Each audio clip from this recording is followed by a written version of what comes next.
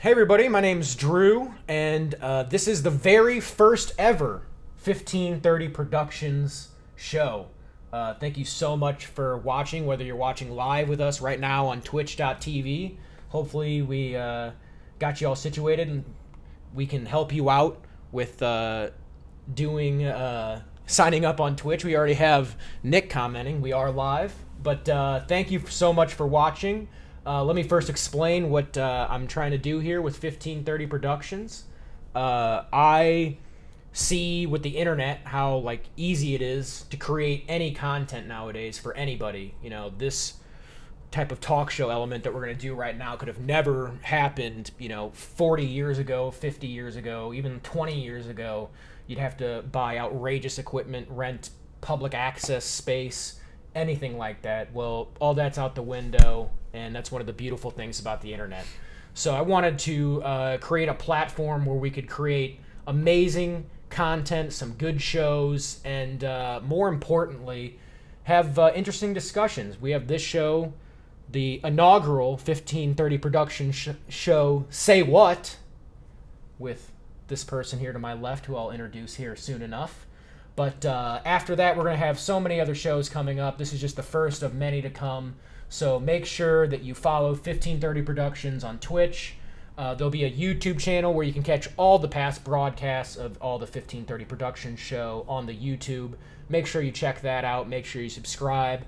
Do all that stuff. Like it. Share it with friends. Share it with your relatives. Share it with the people on the street that you haven't even known. You haven't even met them. Go on the train. Shout 1530 Productions to everybody in the world. So that would be a great help to us.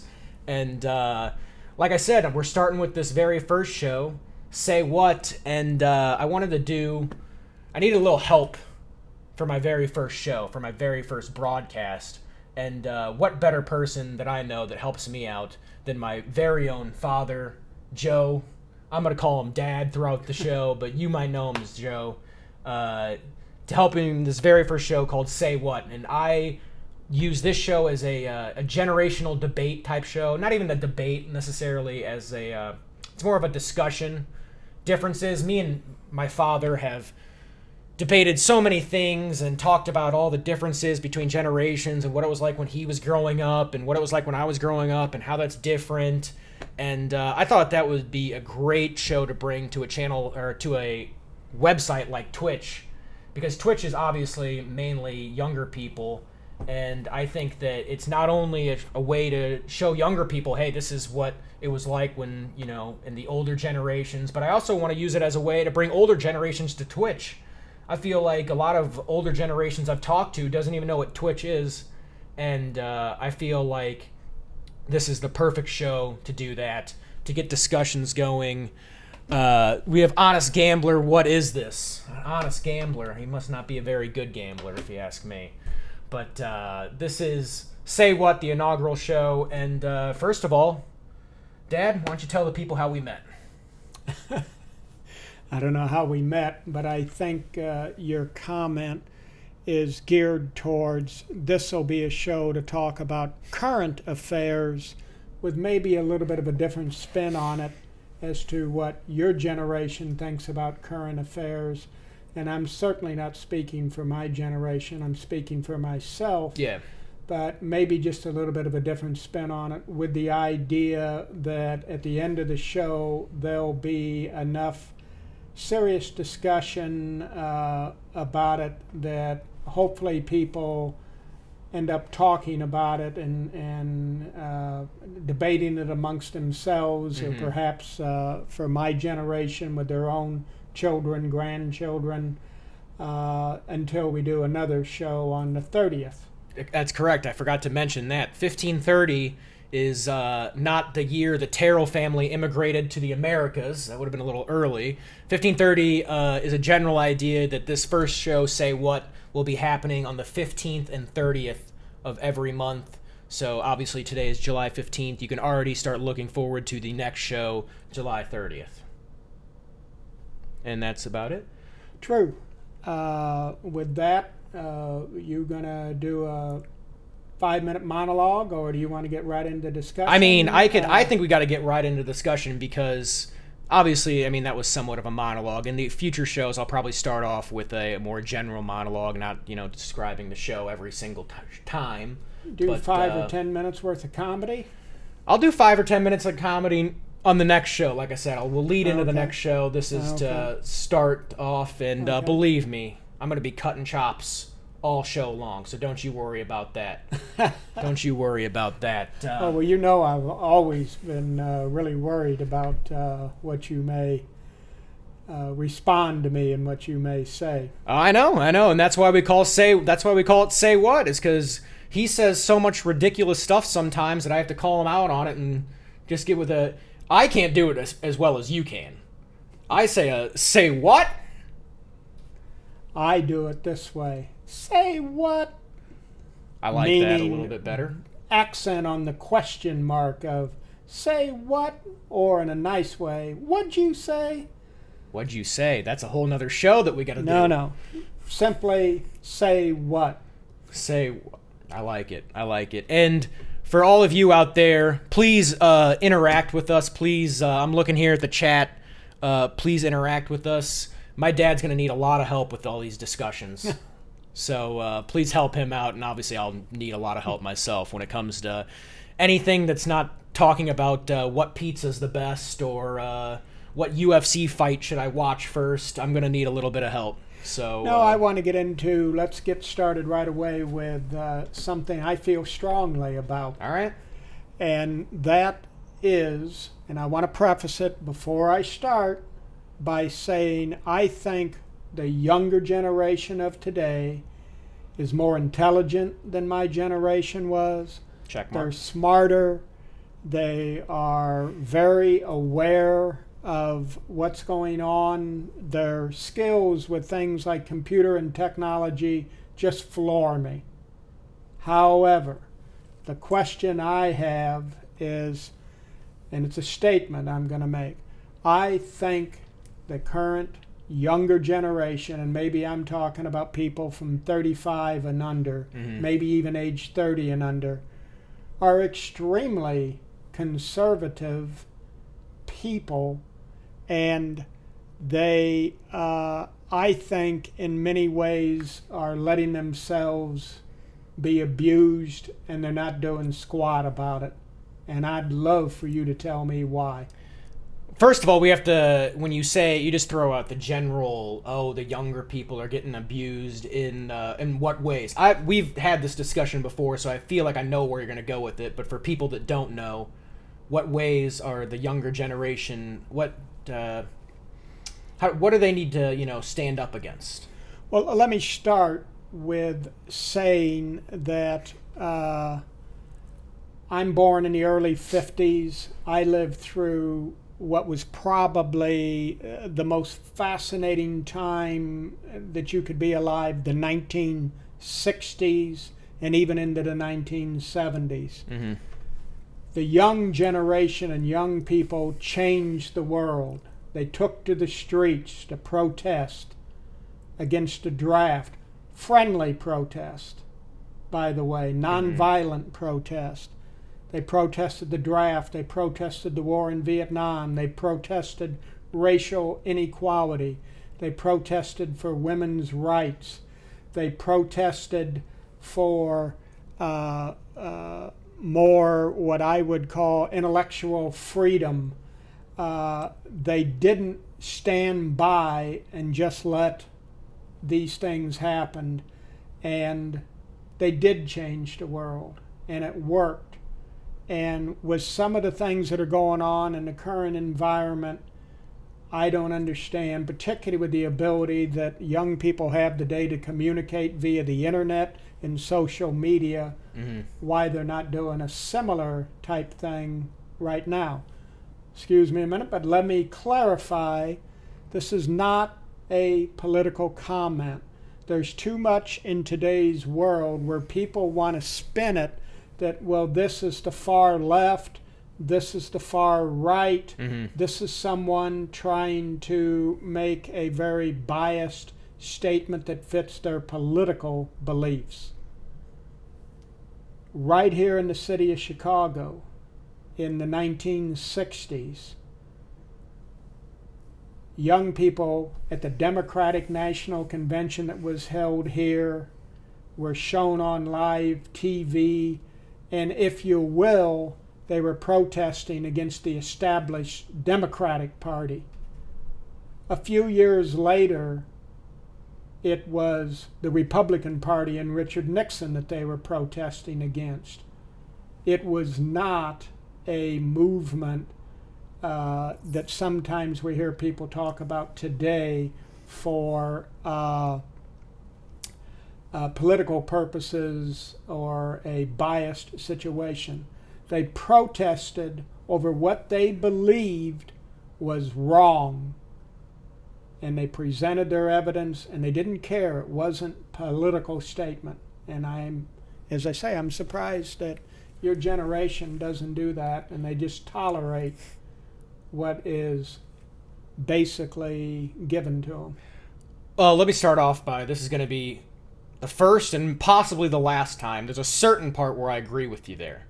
A certain part of, well, first of all, let me preface this. Whenever you start a comment by saying, this is not meaning to be political, that's like a not meaning to hurt your feelings, and then right, you hurt their feelings. But besides that, I do agree that there's way too much pitting, right versus left, pitting this side versus that side, never getting to a solution. Everybody, it's your side's wrong, this side's wrong. I totally agree with that. I disagree with you in two areas. One, I disagree with you that you think that young people aren't doing that, and I think they are. I think they're just doing it in different ways. That, like you said, they're communicating through social media. They're not out in the streets, no, but they are communicating through social media. I mean, occasionally they put on, a street protest, but they're doing way more protesting by the numbers through social media. And you could say maybe the power is lessened because it's a faceless, group of people as opposed to people out in Washington, out in the front lawn. I mean, that's an impact right there, as opposed to the, the facelessness of the Twitter sphere or whatever you want to call it. But I think young people are standing up for what they believe in. But at the same time, I feel like the issues that were happening in the 60s and 70s were way more drastic and meant a lot more to the younger generation. My younger generation has it easy. I'll admit we got it way easy with, being able to pull up any song we want, any of this. The comfort level we have we don't want to protest because we're comfortable. Well, let me get back to, and then I want to get in a specific comment about two things that personally drive me crazy. Okay. Just to reiterate, my comment about my generation was just that my belief, it was non-political. It wasn't a bunch of far right-wing radicals. It wasn't left-wing radicals, in spite of what some people say. Mm-hmm. They protested against both and in what they believed. But let me start by just mentioning the first one.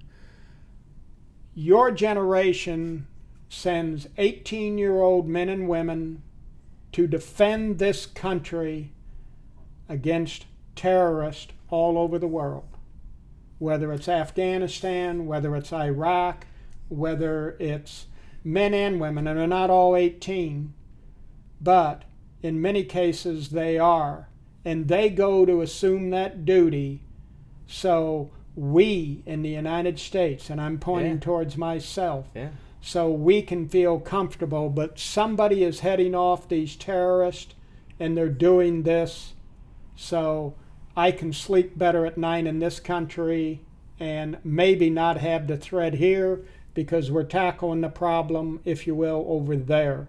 Do you agree with me so far?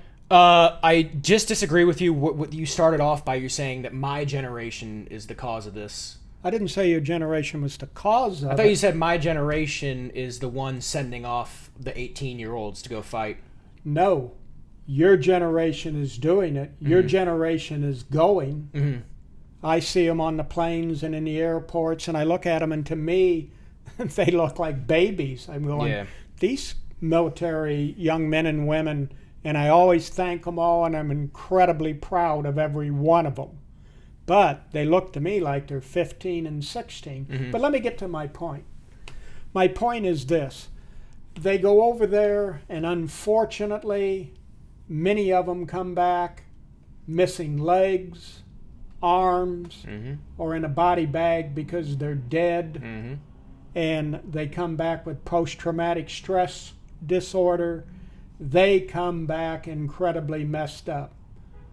And we, as a society, trust them to go over there and do that job for us. But when they get back to the United States, we won't trust them to walk into a bar and buy a beer. You got to say, oh no, you're not 21. You may have too much to drink and make a mistake. I'm not going to trust you that you can drink a beer in a tavern. I'm not going to trust you that, like everybody else, you could go to Las Vegas and blow off steam and forget all your troubles and cares and have fun and enjoy yourself. Oh no, you're not 21. You must be 21 to do these things. How in the world can your generation or the younger generation sit there and say, you trust me to go fight terrorists and risk arm and limb and etc., and I come back here and you won't even trust me to walk in and have a beer at the Cubs or Cardinals baseball game while I sit in the bleachers? To me, that is incredible disrespect, and I don't understand why your generation isn't out with their signs and in the street and screaming at the top of their lungs. That's unbelievable disrespect that you're treating our heroes that are over there defending the country, and this is how you treat them? They come home to their own country and you tell them you don't trust them? Yeah. Well, I mean, I agree with you to a certain extent of, like, it's, obviously that's ridiculous. You should be able to, go get a beer after you come back from, like you said, all the fighting and everything. And you're right. You know what? Maybe my generation does need to, stand up for it. But your generation wrote all those rules. Your generation was the one that decided, hey, let's send them off at 18. Your generation was the one that changed it from 18 to 21 years old for drinking. So you're punishing my generation for all the stuff that your generation did. Now, of course, it's not you, but, it was written. The laws that were written was written by your generation. Very true, but I think you're missing the point. In my generation, we looked at what previous generations had written and said, that's wrong, it's incorrect, and we are going to change it. If we have to stand on the state capitol in the thousands, in every state capitol in the union, we're going to do it. We're going to change an unjust law. We're not going to have a situation where blacks and minorities are treated this way. My point here is, okay, it's my generation that has this insane attitude, and I agree with that. The question for debate here is, why isn't your generation doing something to try and change that? I was told, because I do love talking to people of all ages, but I was told recently by a young man that is 19, I believe, etc., that was telling me that if he got caught with a fake ID trying to buy his beer at a Cardinal baseball game to sit in the bleachers like America loves to do and drink a beer and watch the ball game in a beautiful summer afternoon, that potentially could be a felony for him. But yet, we didn't mind sending him over to Afghanistan and put him in a situation where he could get blown to pieces. But we came home and we won't let him sit and watch the ball game and drink a beer. Why? This is the part. Not who made the laws. Why isn't your generation doing something to try and get that changed? I think that my generation is doing something. I think that there are a lot of anti-war protests. Now, when it comes to the alcohol situation, because I've thought about this, and I remember thinking all the time, oh, how crazy is it that the laws are 21 years old? That's so ridiculous that it's 21 years old. What are we doing here? And then I turned 21 years old, and I said, you know what? I think I'm just going to go get a beer. All the passion in the world for It's ridiculous. I'm 18 years old. People my age are getting sent over to Afghanistan, getting their limbs blown off and everything. I should be able to go get a beer. I should be able to go to the Cardinals game, and as long as I'm not acting like an idiot, I should be able to go get a beer. And I was passionate about this. I cared. I was, get me on the streets. And then I turned 21 years old, and I go, I'd rather just go to the store and get a beer. And that is my point, and it's what I don't understand. My point is your generation and that generation I'm talking about has the exact same passive attitude of, if it doesn't affect me, what do I care? I mean, there is certainly a aspect of that. And I don't understand why your generation's that way. My generation's this way because the issue it's a huge issue, don't get me wrong. And like I said, it's a tricky situation when the guy you're debating with starts off with, and I support the troops, making me seem like I'm the one that's trying to defend that point. I support the troops too.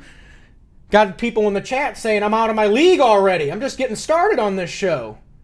But anyway, I think that, I mean, there's certainly an issue with that, but I think that you are missing the point that we are out there fighting these things, and you just don't realize it because when you hear, oh, people are protesting against the war, like you said before, when that gets covered as liberal hippie lefties protesting Donald Trump. It doesn't get brought up as people protesting 18-year-olds getting sent over. And I think that's my point, that if you're not sending emails to each other going, boy, this ain't right, that ain't going to get you anywhere.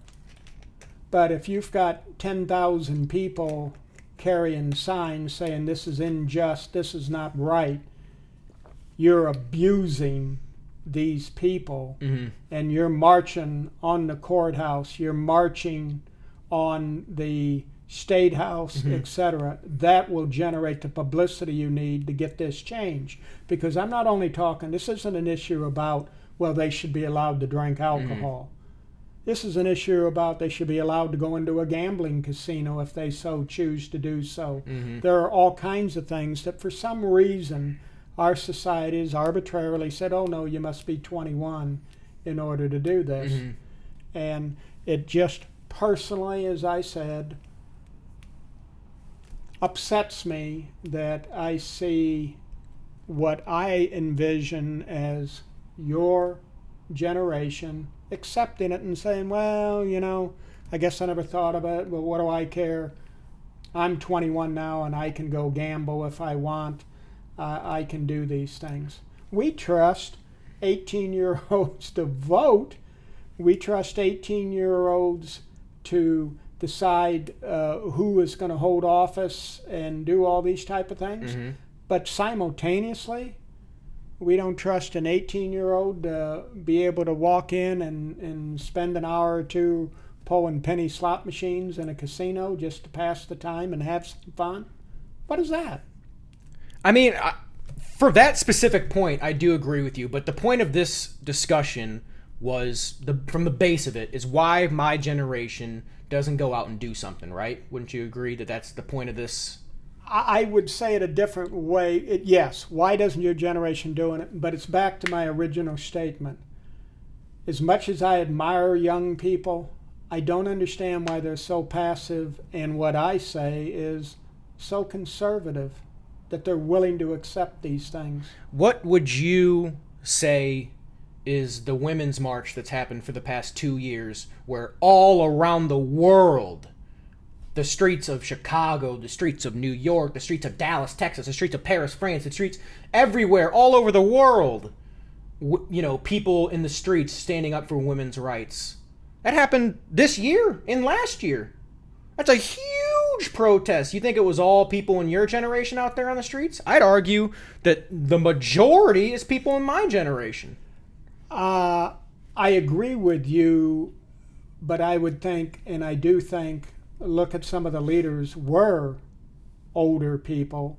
I think it was much needed. I think it was great. But that's one example. When I told you about what it was like when I grew up, we were protesting against any number of things. The draft, the war, equal rights. There were any number of things we were protesting.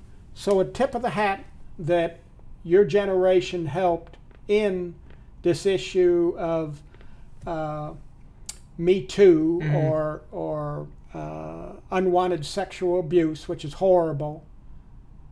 How about all the other things? Where are you at? Let's see, where are we at on civil rights protests? Let's see, there was a huge movement called Black Lives Matter. Still is going today. It seems like all these things that we still have, these protests, that you're just not paying attention to the right one. We don't have the war one is a tricky issue, and like I said, I think that goes down to it being portrayed too much in the media as a left versus right thing. Like you said, it happens all the time. But I do think there are a certain number of protests that, even when I was growing up, I didn't see as many as I do nowadays. You get Black Lives Matter is a huge movement. The Women's March is a huge movement. The Pride Parade. The Pride Parade was here last month. That's one of the biggest. It's a parade, but it's sort of a protest. It's sort of a protest to stand up for gay rights. So I think that there's numerous examples of people all around that are still doing it today. I would tend to disagree with a couple of those, but let me move you on. Okay.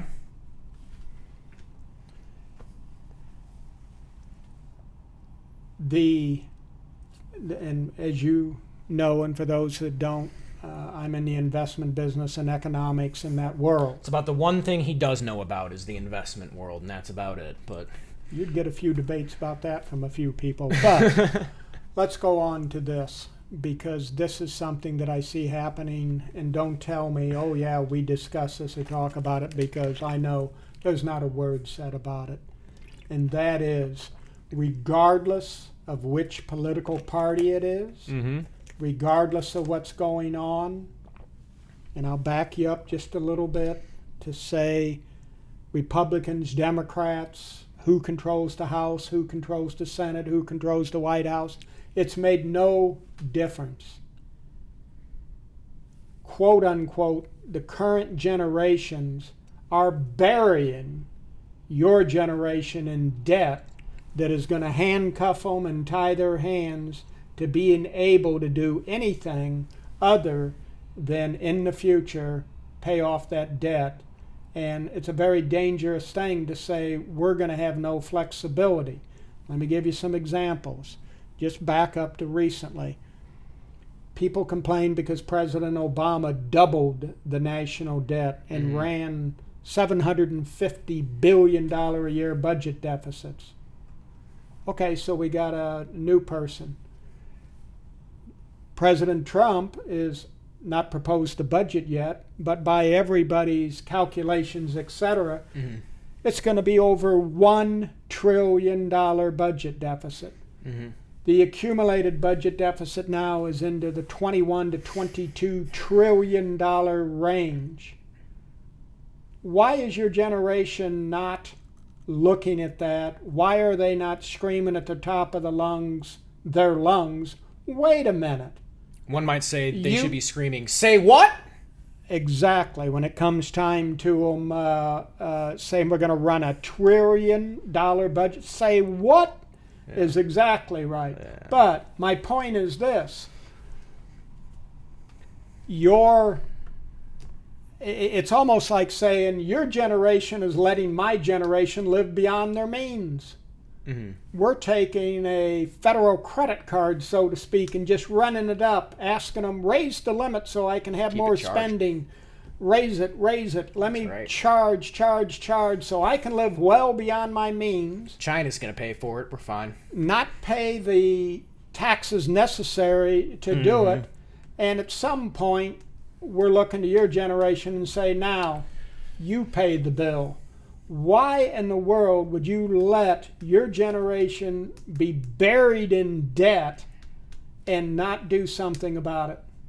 Why aren't you in the streets saying, stop the ridiculous spending? Either raise the taxes to pay for the spending or quit the spending. Stop burying future generations in massive amount of debt that, believe it or not, it's not going to be, oh, well, we'll be able to handle it. No, as the years go by, as happens in other countries, where Russia declared bankruptcy back in the 90s, countries do go bankrupt and say Greece we was can't. like a couple years ago, wasn't it? Just Yeah. Greece recently, etc. That can easily happen in the United States. Yeah. Why aren't you in the streets with signs protesting to the politicians saying, stop the insanity? There's a few things on that I'll cover. Again, it goes back to my reasons of we're not outside because we are really comfortable our lives, and perhaps we do need to get out. And it is a big issue that what's the like our retirement. We're not getting any of that money. The Social Security, we're not getting any of that money. We're not seeing a dime of it, but it's still there and it's still happening and it's still a thing. But it goes back to, and I realize we do have to be proactive as a generation. We can't just sit back and say, well, we got fucked, but, whoopsies, it doesn't matter. Let's just sit back. No, you got to be proactive. But at the same time, you're coming at it from a, look what we did to your generation. You took a knife and stabbed me in the gut and say, well, you're not going to go clean that up? You're not going to go to the hospital and get that patched together? I'm going, you just stabbed me in the gut! You just stabbed me. Why don't you not stab me in the gut next time? If it was me personally, I wouldn't. And if it was me personally, I would say we have to run a balanced budget every year. It's not right for one generation to bury another generation in debt. It's just flat out not right. If it was me personally. Unfortunately, or fortunately, depending upon who's debating the issue, I'm not in charge. And there are people out there that don't care. There are people out there that have an attitude, because occasionally I ask people, and their attitude is, let the next generation worry about it. Let somebody else worry about it. Right now, I want all my retirement benefits. I want all my medical benefits. I want all my subsidies. I want my taxes to be lower. And if you say, yes, but don't you understand the way we're doing it right now is creating a tremendous issue, and it's creating something that will come home and have to be dealt with. And the attitude is, let the next generation worry about it. But let's get back to the central issue that I brought up 20, 25 minutes ago. Why aren't people 30 and under, 35 and under, why aren't they out in the streets protesting, saying, stop burying us in debt? We don't care whether you're Republican or Democrat. I've already brought up the fact that we had 8 years of a Democratic administration that buried us in debt. Now we've got a Republican, so-called different type of Republican. First thing they're doing, cutting the taxes and burying us in even the greatest debt in the history of the country. As a percentage of gross national product, it'll be close to an all-time record high. In non-war, non-recessionary time, that will result in the future things maybe that the next generation wants to do, be it spend money on the environment, spend money on infrastructure, spend money on social programs. Your hands are going to be all tied up. You aren't going to have anything to spend. But yet, I don't see one comment by a person under 35 about it, let alone see them marching in the streets with their signs saying, stop the insanity, stop charging all of your bills to me. No, stop it. Why aren't they in the streets? We were in the 60s. Why aren't they in the streets? Because if in the 60s you had a platform, when when somebody takes a picket sign, what are they doing? They're writing a message on that picket sign, right? Because they want that message to be seen. Back in the 60s, how do you get a message seen on a board? Well, you got to go out in the streets and go out and, show people, hey, you're going in the store? Well, this is what, we're, whatever. You got to go out in the streets. People say those messages on a daily basis more than ever, more than in the 60s. It just happens online. It just happens to be that it's not in the streets because this is the way we communicate nowadays. We don't communicate with people in the streets. You communicate through social media. So it is happening all around us. And to the point of let me finish here. To the point, I know. Let me finish here. The point of my generation and the whole, we're getting screwed out of our money.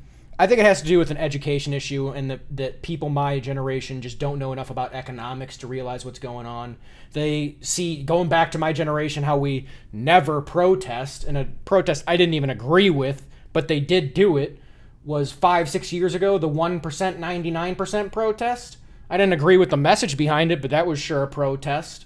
That was sure them out in the streets standing up for something that they thought they believed in. But I don't think the education's there. And I think that when it comes to, hey, and, however many, we're $700 million in debt. Now we're going to be $1 billion in debt. By this year, we're going to be $1 trillion. I mean, we already are $1 trillion in debt, or whatever the number is. I think that goes to kind of when you get told how big space is. When you go, oh, space is, there's more stars in the sky than grains of sand on Earth. It's so hard to imagine what $1 trillion in debt is that it kind of it's hard to picture. It's hard to get the grasp of how serious of an issue that is. Just my opinion on the matter is it's hard to say, oh, we're $1 trillion in debt. What do we do? Well, that's such a gigantic number. You don't even know where to start. And how about it doesn't have to be my generation did protests. We're fine now. Let you generation protest. How about you guys say, man, we really screwed up with how we treated Social Security. We really screwed that up. Let's try to fix the situation. And I think it goes, like you already answered yourself, and it goes to the me being 21 years old, being able to go buy a beer, not caring about it anymore. Hey, I got my beer. I don't care about the high schooler. Hey, I had to go through all the crap I did. Not that I would ever drink in your household under the age of 21. But I had to go through the crap. They got to go through that crap too. Hey, I had to go through the crap of paying Social Security. You got to go through the crap of paying Social Security. Let me call you out on it. All right. Say what? All right. What is all this dialogue that you're giving on about and you're contending there's some type of protest on this in social media? Yeah. I'll give you $100 for every comment that you can bring up from somebody on social media under the age of 30 that even mentions the federal deficit, even mentions or brings it up. And who cares if they can't grasp what $1 trillion is? I'm just saying. They can't grasp the scenario. They can't ask, perhaps, other people their own age. I'm not trained in economics. I'm an artist, perhaps. But is this a real issue? Is it true? Is it not that we're burying the young generations in debt? And if the young generation that is trained in it says, yeah, it's true, and you may not understand what $1 trillion is, but it's a very important issue. And what difference does it make if that's the case? And there's no one, doing that. I want to bring up this. Obviously, Go ahead. Sorry, go no, ahead.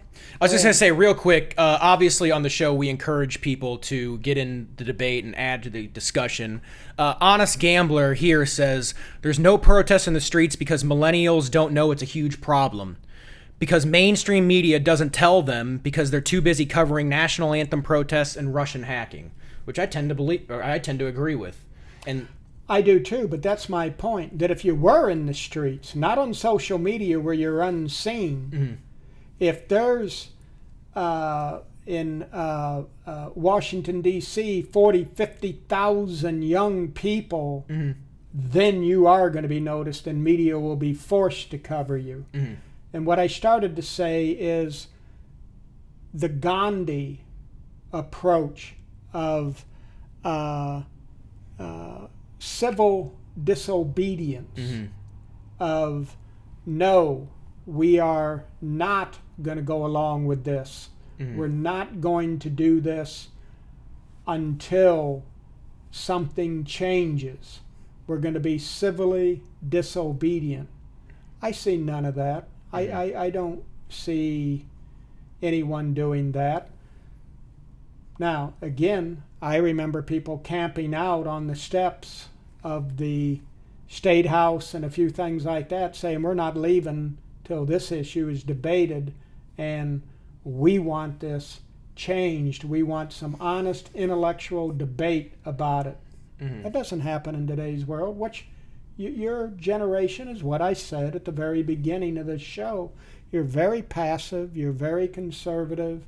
You're not as intelligent as you are, as bright as you are, as well educated as you are, as much more socially accepting than the generation I grew up in. With all those positives, why are you so complacent about a lot of these things that personally I believe are major issues? I would tend to say it has to do with, again, going back to the comfortability level of the average person my age. The comfortability level of the things they got to worry about aren't the grand scheme of, and it is a problem. It's definitely a problem, but that's not their issue. The things they're worried about are, what's my Instagram feed looking like? What's my bill at the gym this month? The small minor issues. My point and this is what I would hope that I would be even prouder of younger people. My point is that in some countries there is an attitude of, well, as long as the dictator is giving me a job and I've got food on my table, I don't care what they're doing. Not to sound too overdramatic or etc., but Adolf Hitler was accepted by the German people because they thought, oh, he's returning jobs and he's returning pride in the country. Well, they didn't really pay attention to what was going on. And that's by bringing up a few of these things. A say what moment is why is your not generation being quiet and not saying anything? And it's the point you just brought up. Well, we have everything, and I agree with that. You do have everything. So can I buy you off? Do you think I can buy off people under the age of 30 on an unjust situation by just making sure they're comfortable? You got a nice entry-level job here. I got you a nice college loan so you could get through school. And in the meantime, let me abuse the living hell out of you. But if you personally have some nice things, good for you. Yeah. And that I can buy them off. I mean, it seems to be working so far. Well, it sure does. Seems to be working. Sure does. Seems There's to be no working question. so far. Real quick, you mentioned, and this is kind of with this discussion, you mentioned that obviously you know a lot about investments, and you are a person that knows economics. Well, you have the power to tell the young people about what's going on in the world of economics. You want to share what's going on in the investment world and anything else? What's happening? Well, the current debate, and I'm glad you asked me because I would like to say something. The current debate is over international trade and quote unquote, is this administration going to start a trade war? And I want young people and people of all ages, and maybe even particularly people who are not trained in economics, to understand this premise. If we, as the United States, are running just to throw a number out, a $50 billion trade deficit with Canada, that is not costing this country $50 billion. If we're running a $400 billion trade deficit with China, that doesn't mean we shipped China off $400 billion and they robbed us of $400 billion. It simply means that we bought more from them than they bought from us. And let me use a couple of examples that I like to point out to people. There's the media and even this administration, which I think is appealing to the lowest form of xenophobia in people, to try and suggest we should be having some type of trade balance with Mexico. Ridiculous. The United States is 40 times as wealthy as Mexico. There's no way in hell they can buy as much from us as we can buy from them. Half of that deficit, trade deficit, mind you, is people in the United States going there on vacations. We flock to Cancun, Cabo San Lucas, and other areas. Are we to tell Tijuana if it's a really crazy night? Are we to tell people in the United States that they're not allowed to go to Mexico because Mexicans won't come visit New York City and take in a Broadway show? They won't come to Chicago and shop on the Magnificent Mile. I mean, are you It's saying... a difference in net wealth of countries. And it's been going on for 40 to 50 years at least. So let me say this.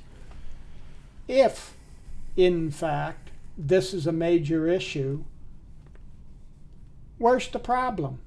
The economy's growing at 3% plus. Unemployment's at 4%, interest rates are down, inflation is down. Where's the problem from a trade deficit? American jobs, that's the problem. Unemployment is at the lowest it's been in about 25 years, and in addition to it, there's more people working in the United States right now than has ever worked in history. And in addition to it, the average take-home pay of Americans is the highest it's ever been in history. Where's the problem? Now, when you say those stats, because, you know, you can throw out stats like, oh, there's more people in America. By the way, on this issue, I'm pretty ignorant on, so I'm kind of playing devil's advocate to your points just to see what, you know, you say, you know, to get your reaction. But when you throw out there's more Americans that are working today than ever before, the average take-home is more than ever before, are you getting those stats on a scaled basis from years ago? Meaning, like, is it percentage of the country wise the lowest it's ever been? Yes. Inflation rate wise, is it the most take home that people have ever gotten? Yes. Okay. Unemployment was at 3.9%. It's now at 4%. If you check historically, that's very low. The projections, right now we have a shortage of workers. Check over-the-road truck drivers, check any number of kind industries. Of the first word that jobs. they have is they have problems. We can't get labor. But let me go back to the point of, if we were sitting here talking about, boy, there's 12% unemployment in the United States, the economy is not growing at all, these things we could look and then bring up and say, maybe it's the fact that there's unfair trade around the world. And there is unfair trade around the world. There's been unfair trade around the world for 500 years. Every country in the world does it. Sometimes by treaties, we sanction it. The easiest example of that is, as a world community, we agreed to subsidize grape growers in France. It's illegal around the world to say this is champagne unless it was grown by those people in that area of France. We've agreed to that. The United States subsidizes everybody all over the place our farmers and the agricultural industry is hugely subsidized. So my question here, or what I want young people to know and or et cetera, is one, this isn't costing us money. In many cases, it ends up making us a stronger economy. But more importantly, it is that they have no way of buying as much from us. And rather than take an approach of, I'm going to arbitrarily, because I don't think you're being fair, establish a 25% tariff. Do you hear any other countries say, I'm going to put a 25% tariff on corn and soybean exports that are coming in from the United States because the farm industry in the United States is subsidized? Because it's good corn. People want that corn. Is that true, by the way, for Champagne? That? Yes. Champagne, you can't call it Champagne if you have a Look great farm in California. Somebody in the chat might have to look that up for me. Look it up. But speaking of the chat, That's the World Trade Organization. Yeah. And by treaty of countries, and we've done this, we subsidize national defense industry in this country, and we subsidize a lot. Every country has over the years. To arbitrarily come in now and say, I'm going to straighten this out and you either do what I want, to me, that is the quote-unquote ugly American attitude that we used to do on foreign policy of we're the United States, we're the biggest country in the world. We're the power here. We're the power, and we're going to tell you what you have to do in your country. Yeah. And now that's what we're going to do on trade. No, it's the wrong approach. It's a little bit like the President of the United States has grabbed us and 4 or 5 other countries, and he's walking down a diving board, threatening to walk off the end of the board into a pool of man-eating sharks, playing what hopefully is a bluff that I won't really do it. I want to see if you'll blink first. But regardless, it's a dangerous proposition to go down that road. It's not necessary. It could be handled in a different way. But the big message there that I want to get across to young people is trade deficit is not bad. It's not other countries taking advantage of us. And as I said before, in my best opinion, it's it's appealing to the worst traits of people, of trying to suggest to them you should be fearful of foreigners because they're taking advantage of you, they're stealing your money. Exact opposite. That's one of the reasons we're the richest country in the world. Yeah. Real quick from the chat, Honest Gambler asks, great point about the trade deficit. How does that relate to the national debt you spoke of?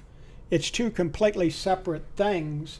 And now you want to talk about a real issue. Let's go deal with the national debt, not the trade deficit. Let's go deal with the national debt. That's a true issue. The trade deficit is not something like you said, it seems kind of like it's just a political power move more than anything. I believe it is. I believe it's an attitude of vote for us. We're going to protect you from the big bad foreigners that are taking advantage of you. So backwards in time, it's so backwards in time. To, it seems like, hey, we were finally getting to a point where through the internet and through connectivity and through websites like Twitch, where you got people from all over the world watch. It seems like it's backwards. In what time we have left, and I know you're watching the time, I want to bring up one addition. Well, I want to bring up a real quick debate myself. So we got about 20 minutes left. Okay. You want to go first? You want me to? Go ahead. You go first, but give me at least maybe 5-10 minutes on mine. Okay. In this matter, I would say that your generation has done a little bit better job of trying to protest on immigration or et cetera. But I, last December, was in Cuba and experienced firsthand the plight of those people and what almost inhumane conditions they're being forced to live under. I remember when you went, I was asking you, how was your trip? I was expecting, God, the culture's so interesting. You got this, you got that. The cars are old, and your kind of general mood about it was sad. It was. I came back feeling so sorry for the people, and maybe I'm guilty of not paying attention, but I didn't realize how bad of pollution, filth they're living in. Basic things like an aspirin, a Kleenex, a tampon for women are unavailable. Just basic, decent things for people. But the point I bring up here is this, that when in the past some of those people have risked life and limb to go out and get on a little fishing boat that I would be afraid to sail across a farmer's pond, let alone try and cross the ocean to the United States, while 80 people hang off the side of it, and that boat on its way trying desperately to get to the United States so they have an opportunity of some sort, is generally met and turned back and is frowned upon, is condemned, etc. So I want to bring this up as long as we're talking about things. Okay. Then let's take those beautiful words that are carved on the base of the Statue of Liberty, and I wish I could cite them by verse, but I can't. I know them, but I'll let him go ahead. Just you. But it talks about people yearning to breathe free. Give me your huddled masses. Give me those people yearning to breathe free. If we don't truly mean that on immigration, then I suggest we throw a tarpaulin over the Statue of Liberty. It's false advertising, and we don't really mean it. But it follows on to what I'm saying right now. A little bit of conversation, but what about your generation? Why aren't they in the streets protesting this? You're obsessed with the streets? I'm telling you, I think that they are. I think that, maybe... I just think that the amount of protesting is more than ever. It's just that maybe not in the streets, like you said, but we've kind of gone over that. But what were you saying about... You're saying that we need to step up for countries like Cuba, like a North Korea, these awful countries that, hey, we need to help them out? I would say this. I'd be very proud if I saw or read in the paper that our Coast Guard intercepted that fishing boat with 80 starving, risking death people and brought them into this country, said, hey, your horrible experiences are over with now. You're in the United States and you have opportunity, you have freedom, and we're going to protect you and bring you into this country and offer you all those protections and freedom. Congratulations. You made it across the Straits of Florida. You made it here. And tip your hat to them. At the same time that you do lay out, of course, we have our own rules here that you must follow and how it works. But congratulations to you. And you know what? We mean that when we say, give me your huddled masses yearning to breathe free. And we don't do what we do, turn around and send the boat back, sometimes burn the boat, sink the boat, take them back, and et cetera, and say, oh no, we don't really mean this. Why aren't people your age, and you keep talking, I'm obsessed with the streets.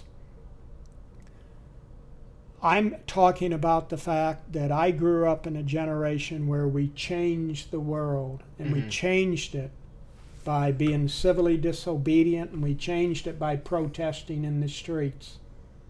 and it was one way to get it done.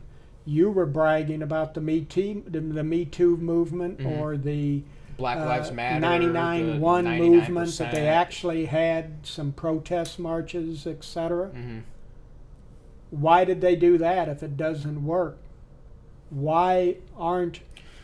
I have Let my me own say opinions this. about that, but It seems to me that, and maybe I've got selected memory, and maybe our viewers will tell me as much, and maybe our viewers will say, Joe, you're off track here.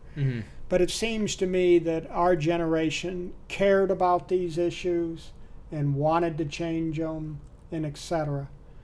I wonder why younger people, they sort of care about a few of these things, but they're very complacent and conservative, and they're willing to accept what happens, and they're not out there saying, nope, it's wrong, and we're going to be there till we do change it. And one last, in what time we have left, or I have left, I want to bring up this. You asked, why isn't my generation doing it? I was just about to bring that up again. Okay. Yeah. Because in any country around the world, it's the youth of the country, it's the young people of the country that provide the beating energy, the heart and soul. It's up to the young generation to assume that role of what's good about our country, what's bad about our country, what do we need to endorse and continue on to even higher heights, and what also do we need to completely change. And it's been that way forever. It's not up to my generation to do that. Maybe give some support, but it's Say not. what? You're acting like, oh, it's not up to us. We're just gonna kick our feet back. That's a young person's job. Doesn't have to be. Doesn't have to be. Doesn't have to be the only the young people. The old people could say, you know what? We're gonna help you out in this. We're gonna be there, right there with you. You're acting like, well, that's the young generation's job is to make the change. So we'll let them. Do you disagree that most countries around the world, that it's not the younger generation that steps forward to ultimately run the country and steps forward to review and debate the Yeah, it's 'cause things new that are ideas good, come with new bad, generations. and etc.? I was gonna say new ideas come with new generations. Okay, but then it so. is the younger generation. The older generation, A, doesn't have the energy. B, in many cases, doesn't have the time. We got stuff like Red Bull. There's so many energy drinks. There's a Starbucks on every corner. We can get you some energy, get you out there, get you in the streets. Well, as I said at the very beginning, and you were wanting somewhat of a generational Yeah, debate, of course, yeah. and etc. As much as I admire young people, I'll say it again, and I want somebody to come tell me why I'm wrong. I think the young generation is very willing to just accept whatever comes their way, as long as they've got reasonably priced gasoline and maybe a chance to buy a home and have a job and their rent's paid and etc., while quote unquote social issues go unanswered. Well, you might have me beat. According to the chat, you have me beat, which is another reason why I wanted to do it on this platform, is because the chat can interact. And Burning Monk says, I just got smashed. Says R.I.P. Drew. Meaning my debate skills were a Burning little... Monk. Yeah, Burning Monk. He's some chump I know. Oh, He's some okay. chump I know. But we got 10 minutes left in the show. Well, let me say this, and let me Finish because I do want to get to my final thing. Okay. Well, let me say this. I don't think that you want the show to be something about, well, who won, A or B? Yeah. Or no, you're who, right. You're right. That's not the point of it, and it's not my point to try and say, ha, I won a debate, or I didn't win a debate at all. What's my point? I think the point is, and that's why when you first told me of your concept, I said, great, it'll work, is that we have honest discussions of these current issues, that we have an honest discussion of things that are going on all over the world in today's world without thinking, oh, well, you're wrong and I'm right. It's not a question of who's wrong and who's right. It's an honest scenario. And if nothing else, when your show is over, before you do another one on the 30th of July at 7 o'clock Central, That's 8 right. o'clock Eastern. The man knows how to plug. The man knows how to plug. Before you do your next show, if whoever sees this one between now and then, hopefully they'll be debating it amongst themselves. Hopefully it'll create a scenario where grandchildren are talking to grandparents or etc. Yeah. I think it's fascinating. I grew up in a time frame where there was lots of debates about what was going on in current society. Nobody got up and punched anybody because they disagreed with them, or nobody called anybody names, etc. But I think it's a great format to have we had more time. These types of discussion. If we had more time, I'd argue Why is that? I'd argue your generation was punching people and calling names more than ever than our generation. Give me an example of Don't that. we don't have time. We can discuss this on the 30th. We can discuss this on the 30th. But I do here. Let me say this. In all seriousness, I mean, I'm kind of joking around about who won the debate, and obviously you can ask and everything. But I do 100% agree with you that I think it's important that we a lot of, like, you know, we were talking about the mainstream media now. It's all just, you know, side A, side B, clash. I do think it's important that we have, you know, discussions like this and learn about where the other people are coming from, and just kind of try to get to one melding point as opposed to a, you know, who's right, who's wrong type of deal. Yeah, I would say that I think the current media in today's world does want to make it a tug-of-war fighting issue. 100%, yeah. It drives me nuts when I try and watch somebody discuss a serious issue that they allow them to shout over each other and yell at each other. And, you know, you end up going, wait a minute, that was not a true discussion of it. I don't know whether I'm right or wrong about the things I say.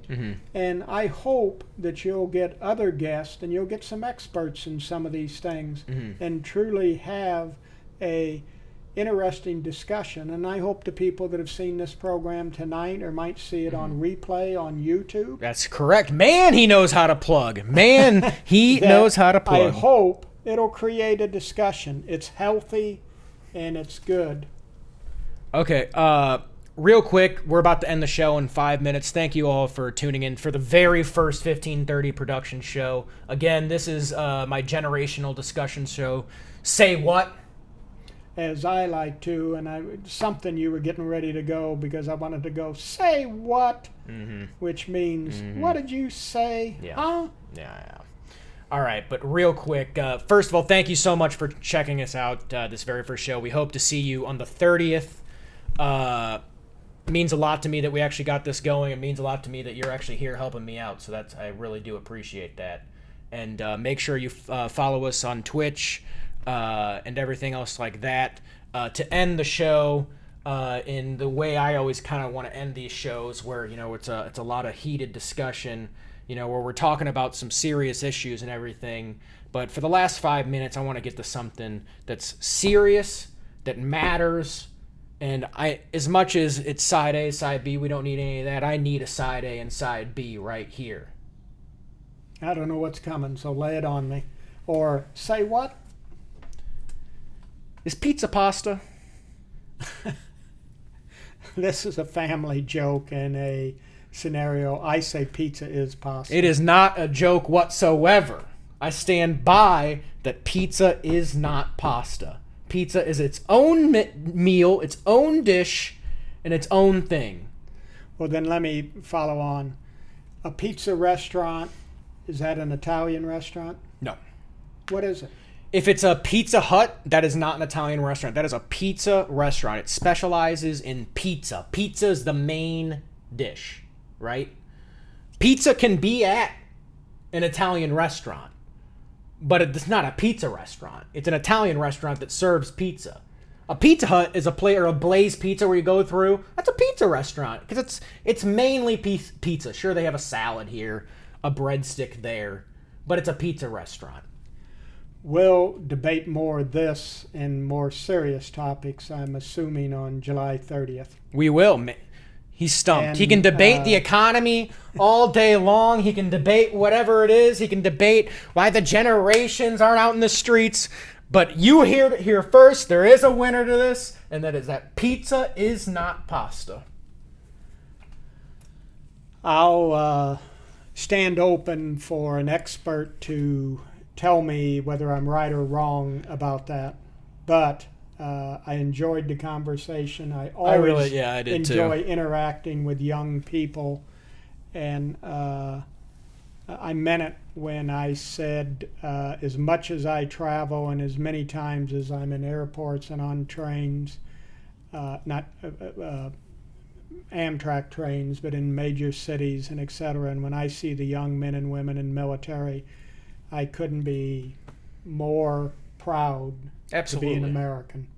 Absolutely. Well, he said it in a much more emotional way than I could ever say it, because I definitely take for granted, and I think that was kind of the point of the discussion tonight, was how much my generation does take things for granted a lot of times, and I definitely take that for granted, not growing up in the era where you actually did change things. So go ahead. Nothing. I was simply going to say, see you on the 30th. See you on July 30th, everybody. I want to give Onion the Cat a quick shout out because I know he was in the chat, so I appreciate it. Thank you so much for tuning in, everybody, and we hope you enjoyed the show. July 30th, come back, 7 p.m.